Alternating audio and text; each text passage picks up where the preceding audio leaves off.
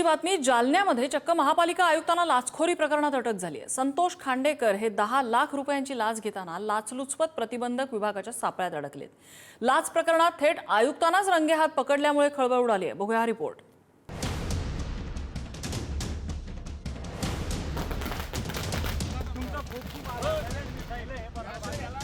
दिवाळीपूर्वीच जालन्यात फटाके फुटलेत आणि यामागचं कारण म्हणजे जालना महानगरपालिकेचे लाचखोर आयुक्त संतोष खांडेकर यांना झालेली अटक।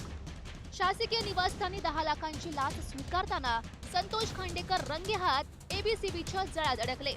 आयुक्तांना अटक होताच कंत्राटदारांनी एसीबी कार्यालयाबाहेर फटाके फोडत आपला आनंद साजरा केला। लाचलुचपत प्रतिबंधक विभागाच्या कारवाईचं कौतुक करत अधिकाऱ्यांचे आभारही मानले। जालना महापालिकेच्या इमारतीचं सध्या काम सुरू आहे। इमारतीच्या कामाचं बिल देण्यासाठी मनपा आयुक्तांकडून ठेकेदाराकडे 1 कोटींची मागणी केली गेली। या लाचेचा पहिला हप्ता म्हणून 10 लाख रुपये देण्याचा निश्चित झाला। लाचलुचपत प्रतिबंधक विभागानं मनपा आयुक्त संतोष खांडेकर यांच्या शासकीय निवासस्थानी सापळा रचला।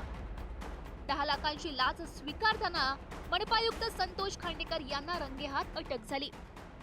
खांडेकर यांच्या घरात 5,20,000 रुपयांची रोकड, 6 तोळ्यांचे दागिने, 2 किलो 770 ग्रॅम चांदी आढळली। 2023 मध्ये जालना नगर परिषदेचे महानगरपालिकेमध्ये रूपांतर करण्यात आलं। संतोष खांडेकर जालना महानगरपालिकेचे पहिले आयुक्त म्हणून कारभार पाहत होते, मात्र त्यांच्या लाचखोर कारभाराची दबक्या आवाजात चर्चा सुरू होती। अखेर लाचलुचपत विभागाच्या पथकानं लाच घेताना आयुक्तांनाच अटक केल्यानं मोठी खळबळ माजली आहे। मूळचे सोलापूर जिल्ह्यातील सांगोला येथील ते रहिवासी आहेत। सुमारे 6 वर्ष पोलीस उपनिरीक्षक, अमरावती आणि यवतमाळमध्ये त्यांनी सेवा केली। एमपीएससी मार्फत वर्ग 2 अधिकारी म्हणून शासकीय सेवेत ते रुजू झाले। 2022 मध्ये जालना नगरपालिकेचे मुख्य कार्यकारी अधिकारी म्हणून त्यांची नियुक्ती झाली। 9 मे 2023 रोजी जालना नगरपालिकेचे महानगरपालिकेमध्ये रूपांतर झालं। जालना मनपाचे पहिले आयुक्त म्हणून संतोष खांडेकरांना बढती मिळाली। मनी लॉन्ड्रिंग प्रकरणामध्ये वसई विरार महापालिकेचे माजी आयुक्त अनिल कुमार पवार यांना मोठा दिलासा मिळालाय। त्यांच्यावरील अटकेची कारवाई मुंबई उच्च न्यायालयानं बुधवारी बेकायदा ठरवत सुटका केली। त्यामुळे ईडीनं अनिल कुमार पवार यांच्या सुटकेविरुद्ध सर्वोच्च न्यायालयामध्ये आव्हान दिलं होतं। मात्र मुंबई उच्च न्यायालयापाठोपाठ सर्वोच्च न्यायालयानं सुद्धा अनिल कुमार पवार यांच्या सुटकेच्या निर्णयाला स्थगिती देण्यास नकार दिलाय। त्यामुळे ईडीला हा मोठा धक्का बसलाय। नालासोपारातील 41 अनधिकृत इमारत प्रकरणात गुन्हा दाखल करत ईडीकडून तपास सुरू झाला।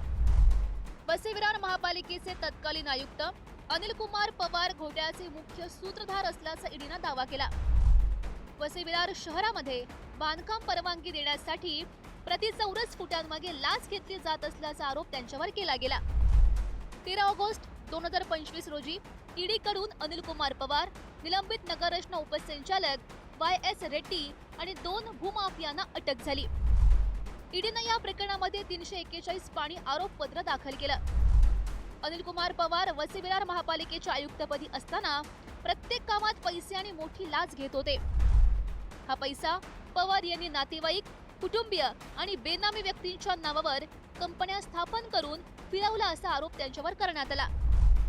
या रॅकेटमध्ये शेकडो कोटी रुपयांची लाच आणि मनी लॉन्ड्रिंग झालं असाही आरोप त्यांच्यावर केला गेला। वसई विरारमधील कथित अनधिकृत बांधकामाप्रकरणी वसई विरार शहर महापालिकेचे माजी आयुक्त अनिल कुमार पवार यांना ईडीनं केलेली अटक ही बेकायदा ठरवली। पवार यांना अटक करताना तपास यंत्रणेकडे कोणतेही ठोस पुरावे नव्हते असं निरीक्षण न्यायालयानं नोंदवलंय।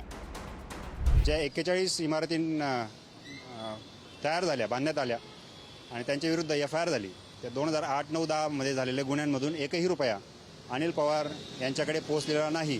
त्या संदर्भात कोणतंही डॉक्युमेंटरी प्रूफ, बँकेमधून आलेले पैसे असा कोणताही पुरावा ईडीकडे अटकेच्या दिवशी नव्हता, नंतरही नव्हता। किंवा कोणत्याही बिल्डरने 43 बिल्डर त्यामध्ये आरोपी होते, तर कोणत्याही बिल्डरने मी यांना पैसे दिले असं कोणतेही स्टेटमेंट ईडी न्यायालयामध्ये दाखवू शकलं नाही। ईडीने हा विषय वेगळ्याच पातळीवर देऊन भ्रष्टाचाराचे आरोप करण्याकडे घेऊन गेलेत। पण भ्रष्टाचाराचा तपास करण्याचे अधिकार ईडीला नाही. जेव्हा अनिलकुमार पवार यांना अटक झाली होती तेव्हा सर्वसामान्यांनी फटाके फोडत जल्लोष केला होता. आता जालना महापालिकेच्या आयुक्तांना रंगेहात अटक झाल्यानंतरही फटाके फोडत आनंद साजरा करण्यात आला. त्यामुळे पुढे संतोष खांडेकरांचे काय होणार? तपासात काही धागेदोरे हाती लागणार का? की भविष्यात संतोष खांडेकर सही सलामत सुटणार? हा येता काळच ठरवेल. कारण भ्रष्टाचार प्रकरणामध्ये बडे मासे कधीही फसत नसतात, हा आजवरचा इतिहास राहिलाय. ब्युरो रिपोर्ट, पुढारी न्यूज.